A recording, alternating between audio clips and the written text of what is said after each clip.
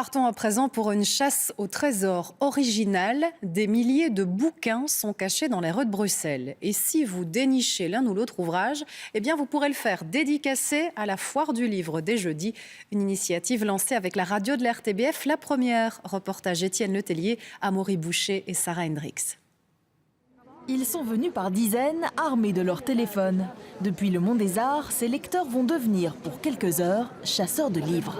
Grâce à l'application, comme on cherche les Pokémon, comme on les chasse, vous allez trouver des endroits sur la carte de Bruxelles où se situent les livres, avec le nom du livre et la couverture du livre. Tels des aventuriers équipés de leur boussole, les chasseurs partent en quête de plusieurs centaines de livres disséminés dans le centre-ville. Je trouve que c'est une chouette idée. Moi, j'aime beaucoup lire. Et c'est un peu combiné la chasse au trésor, qui est une chouette activité, et en plus la lecture. Waouh, on a trouvé un livre.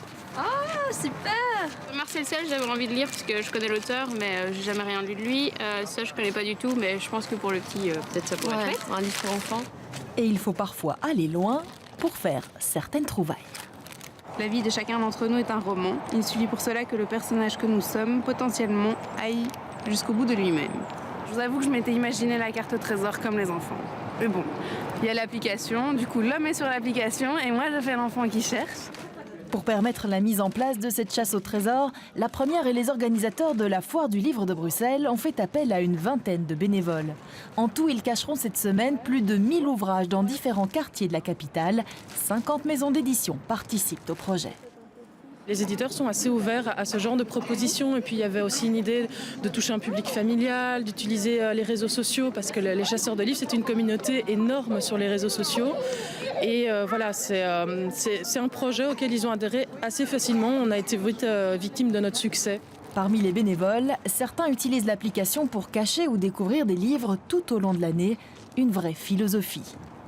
Je suis instituteur et donc je trouve génial de pouvoir donner goût aux livres en les cachant. C'est de se dire que le livre continue à vivre et n'est pas dans une bibliothèque en train de prendre la poussière. Yeah, j'ai le trophée!